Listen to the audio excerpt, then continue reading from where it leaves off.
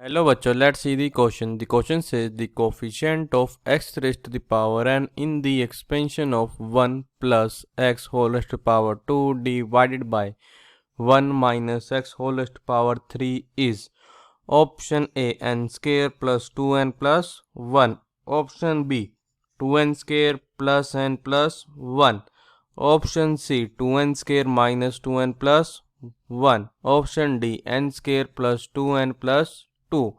तो हमको ये बताना है कि हमारे पास कोफिशिएंट ऑफ x की पावर n का क्या आएगा जो कि हमारी गिवन एक्सपेंशन में होगा। हमारे गिवन एक्सपेंशन यहाँ पे है 1 प्लस एक्स का होल स्केयर डिवाइडेड बाई हमारे पास है 1 minus x whole raised to power 3। हमारे पास ऑप्शन है 4।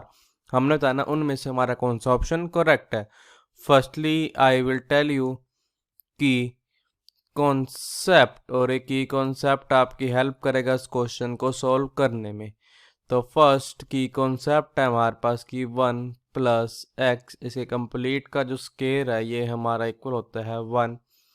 Plus 2x plus x square के। सेकेंड की concept is 1 minus x raise to the power minus n, this is equals to, ये हमारा equal होता है 1 plus n into x plus n into n plus 1 divided by 2 factorial into x square plus up to so on के। अब हम क्या करेंगे, इन दोनों की कॉन्सेप्ट की हेल्प से अपने क्वेश्चन को सॉल्व करेंगे। हमारे पास हमारे गिवन एक्सपेंशन है 1 प्लस एक्स, इसका complete square divided by 1 minus x raise to the power 3।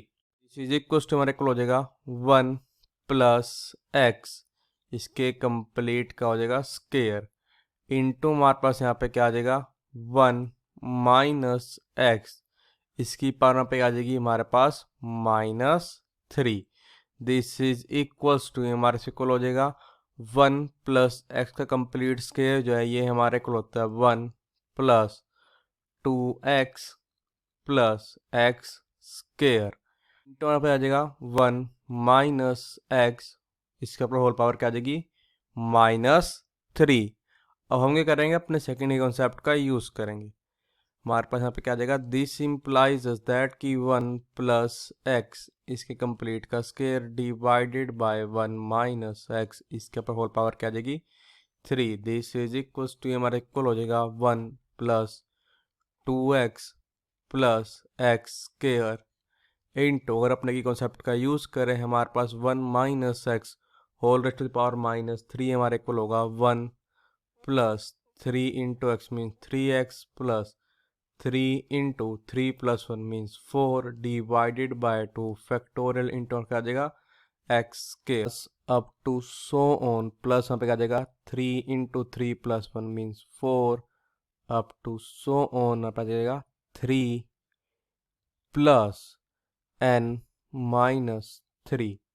Divided by, देखो जब हमारा पे था कि 3 इंटू 3 प्लस 1 था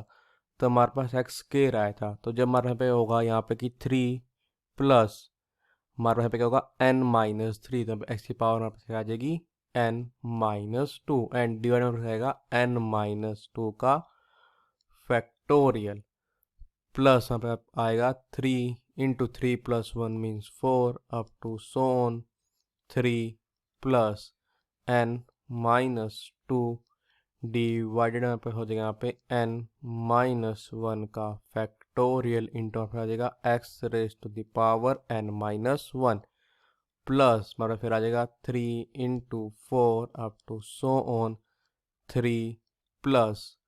n-1 and this whole is divided by, हमारा नंबर पूरा से डिवाइड हो जाएगा n फैक्टोरियल से इंटू हमारे पे क्या आ जाएगा x raise to the power n plus up to so on. हमको तो चाहिए था coefficient of x raise to the power n, coefficient of x raise to the power n is, देखो इस वाले 1 को किससे मल्टीप्लाई कर देंगे इस पूरे नंबर से तो हमारे पास इसकी पावर n आ जाएगी, बट कोफिशिएंट हमारे पे क्या आएगा 3 × 4 up to so on 3 plus n minus 1 जो कि हमारा इक्वल हो जाएगा इसके n प्लस 2 के डिवाइडेड बाई हमारा क्या आ जाएगा n फैक्टोरियल प्लस जब हम करेंगे इस 2x को मल्टीप्लाई कर देंगे इस नंबर तब भी हमारे पास इसकी पावर क्या आ जाएगी n, बट को फिर हमारे पास आ जाएगा 2 × 3 2 देखो ये वाला 2 आएगा हमारे पे, बाकी रिमेनिंग हमारे पास टर्म यहाँ से लेके यहाँ तक आएगी 2 × 3 × 4 up to so 3 plus n minus 2 जो कि हमारे इक्वल होता है, ये हमारे इक्वल होता है n प्लस 1 के डिवाइड में हमारे पास यहाँ पे क्या है n माइनस 1 का फैक्टोरियल है प्लस जब हम x की रो करेंगे किससे मल्टीप्लाई कर देंगे इस टर्म से तब भी हमारे पास क्या आएगी x की पावर n आ जाएगी। तो वहाँ पे कोफिशिएंट क्या आएगा यहाँ पे 3 × 4 अप टू सो होना पड़ेगा 3 प्लस n माइनस 3 हमारे क्लोक इसके n के डिवाइडेड में हमारे पास क्या है n माइनस 2 का क्या है फैक्टोरियल है। अब ये हमारा इक्वल हो जाएगा, ये देखो हमारे यहाँ पे इसके इक्वल हो जाएगा दिस इज इक्वल्स टू। अब हम क्या करेंगे जो हमारे पास यहाँ पे फर्स्ट टर्म आई थी उसको हम मल्टीप्लाई और डिवाइड दोनों किससे कर देंगे 1 × 2 से हमारा देगा 1 × 2 multiply 3 multiply up to so on multiply कर देगा n multiplied by n plus 1 multiplied by n plus 2 divided हमारे पास आ जाएगा 1 × 2 उसको लिख सकते हैं हम 2 फैक्टोरियल मल्टीप्लाई हमारे यहाँ पे क्या था n का फैक्टोरियल प्लस वहाँ पे सेकेंड टर्म थी यहाँ पे कि 2 multiply 3 multiply up to so on multiplied by हमारे यहाँ पे क्या था n minus 1 into n into हमारे क्या था n प्लस 1 डिवाइड में हमारे पास यहाँ पे क्या था n माइनस 1 का फैक्टोरियल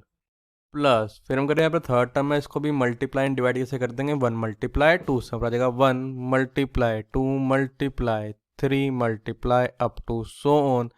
फिर आ जाएगा multiplied by n minus 2 into n minus 1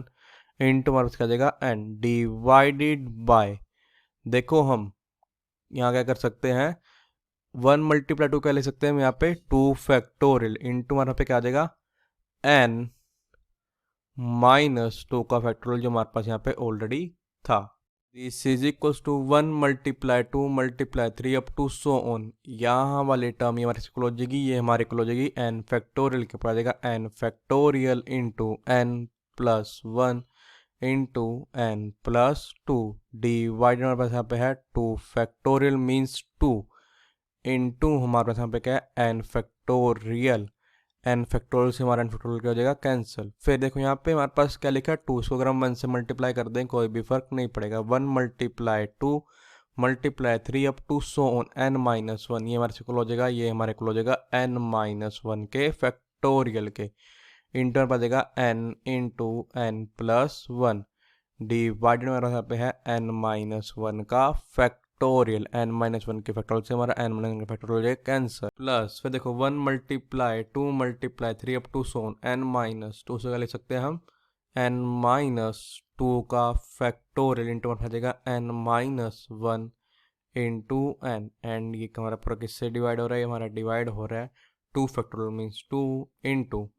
n minus 2 के फैक्टोरियल से। अब n माइनस 2 के फैक्टोरियल से हमारा n माइनस 2 का फैक्टोरियल क्या हो जाएगा कैंसिल हो जाएगा, इज इक्वल टू हो जाएगा, देखो ये हमारा इक्वल हो जाएगा n